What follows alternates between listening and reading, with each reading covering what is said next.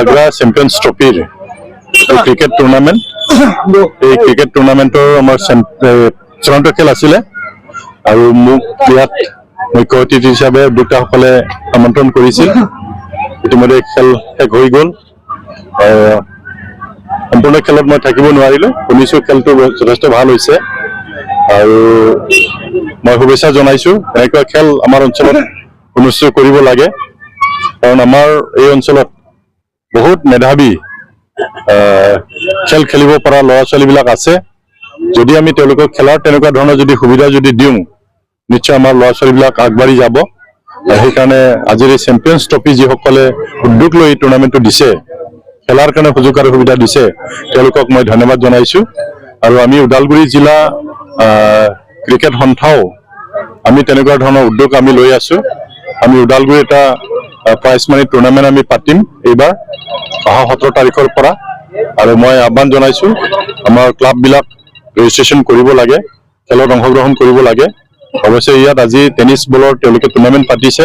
মই উদ্যোক্তাসকলক মই অনুৰোধ কৰিছোঁ অহাবাৰ পৰা তেওঁলোকে লেডাৰ বলৰ টুৰ্ণামেণ্টটো অনুষ্ঠিত কৰিব লাগে, কাৰণ মই জানো আমাৰ ক্ৰিকেটৰ প্ৰতি ভাল পোৱা বহুত ল'ৰাবিলাক আছে, তেওঁলোকে খেলাৰ এটা সুযোগটো পাব।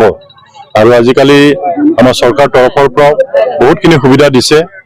যিসকলে ষ্টেট লেভেল খেলে, নেশ্যনেল লেভেল খেলে, তেওঁলোকক চাকৰি দিয়াৰ ব্যৱস্থাও কৰিছে। গতিকে আমাৰ ল'ৰা ছোৱালীবিলাক এই সুবিধাটো ল'ব লাগে। তো শুভেচ্ছা থাকিল সকলোলৈ, ভৱিষ্যতে ভাল কৰক, এইটোকে মই কামনা কৰিছোঁ।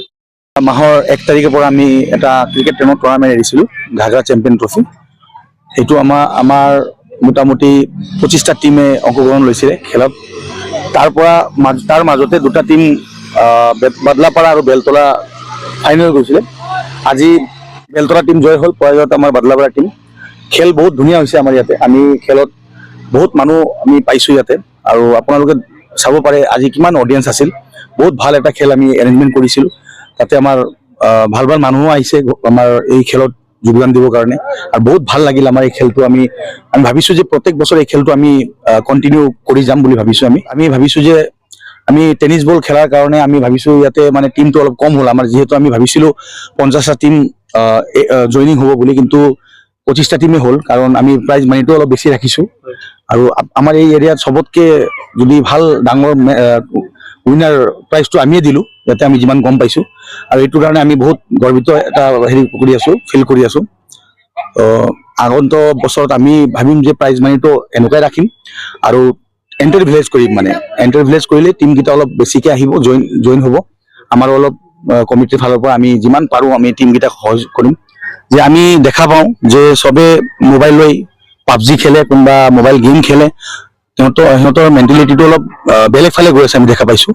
আমি ভাবোঁ যে আজি আমাৰ লাইফ ষ্টাইলটো এনেকৈ হৈ গ'ল, খেলত মানে মানুহে পিছুৱাই গৈ আছে মানে।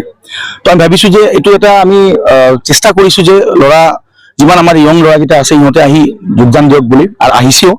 আমি ভাবোঁ যে গোটেইখিনি গাঁৱত, গোটেইখিনি জাগাত খেল বোলা বস্তুটো আমি অলপ গুৰুত্ব দিব লাগে। কাৰণ খেল আমি যেতিয়া সৰু আছিলোঁ তেতিয়া আমি খেল খেলি, ক'তবা গেম খেলি, ক'তবা খেল খেলি, মানে যিকোনো এটা টাইমত আমি বিজি আছিলোঁ খেলত।